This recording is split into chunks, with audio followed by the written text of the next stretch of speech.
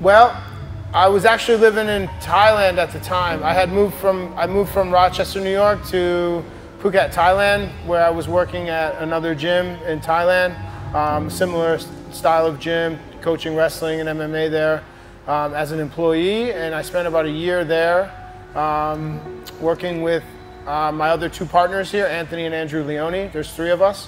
And together with our Indonesian partner, Steve Suryadinata, the four of us met when we were all living in Phuket, and then we kind of decided to that we wanted to build like a destination training gym in Bali. So we all moved to Bali and opened the gym.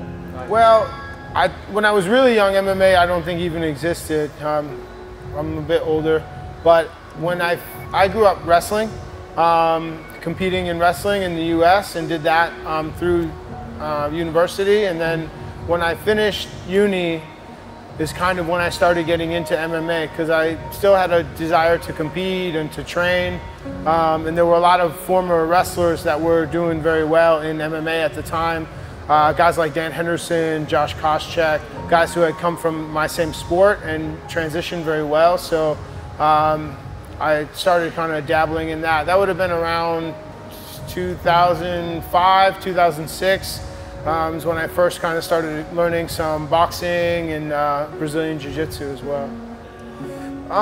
Well, a couple of things. One, I think I liked the physicality of it. You know, it was a sport that I could participate where you could be very physical and aggressive, and you were rewarded for it. You know, and it wasn't like you know, it was about as close as I could get to fighting at the time and not get in trouble for it, you know? So I think just the physicality of it. And then also I was good pretty early, so I had success at a young age, so that obviously made me want to stay with it and continue to do it because it was fun and I enjoyed the winning and stuff, you know?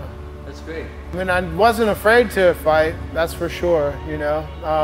So yeah, I mean, that part of it was good, you know? I grew up, we always like, I mean, not always, but you know, you get in fights or do different stuff, so it was cool to have an outlet where you could go and compete. It was more about like, it was more of the sport and the competition. You weren't fighting in like anger, it was more like a test of skills. Well, I mean, you kind of always do a little bit of both, and like even when I was younger and wrestling, you would do coaching and stuff like that. When I was wrestling in uni, I would coach like in the summers, you coach high school kids or like younger kids and stuff like that. So, you know, coaching has kind of always been a part of it, but when I think mostly it was like the move here to Bali, when we decided to open the gym, and then, you know, I'm not just an employee anymore, so I have a lot more responsibilities, and both running the business here and then also the fighters that we had here, they needed a coach, you know, and I think when you're competing, when you're an athlete and a competitor, you have to focus on yourself, you know, and when you're a trainer, you need to focus on the athletes and not really worry about yourself as much. So it's difficult to do both. So I thought the timing was right. I was the right age. I'd had enough fights. I was a bit older. I was ready to move on. I think like Brazilian Jiu-Jitsu and Muay Thai and boxing, especially, those three are like great for people who are looking for fun, mostly fitness. And also like some community. You're gonna come here, you're gonna learn skills also from a self-defense standpoint. This is potentially stuff that can help you in your everyday life. You're gonna get in great shape, gain confidence, and also meet new people, become friends, you know.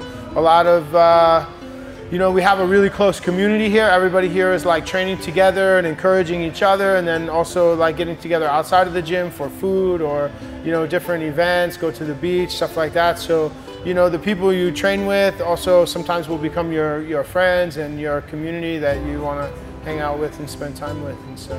That's great. Yes, yes. What you do here. Right. I think that's why sport is so important around the world, and all countries have different, maybe the sports are different, but sports and competition exist everywhere in the world because it's so, you learn so much about life and how to deal with life and how to overcome things. And like we said, you know, there's so much crossover to the training to real life situations, and you know, especially as kids and growing up, and you know, you learn a lot of the values from sport. Like for me, especially growing up from a young age, I'm doing sports, so you learn about, you know, hard work and dedication, and You learn about, you know, failure and success, and you know, how to be humble, and how to be a good teammate, and how to be a good friend, and how to work with people, and all of that stuff. So there's so many valuable things that you get from sport that can take you through life. You know, it's not always just about the competition. Well, right now, because of everything going on with the virus and COVID-19 and that stuff, my immediate hope is that, you know, people can start to get healthy, and we can move forward and get back to a normal life, and people can travel and train, and people will realize also that a big part of this is, you know, healthy people are able to handle the sickness better. So I want people to realize, like, you know, being healthy and being fit, whether it's martial arts, you want to do boxing, or you want to do running or CrossFit or weightlifting, whatever you want to do, find something for your health, to make you a more healthy person, and you know, things like this will be less common.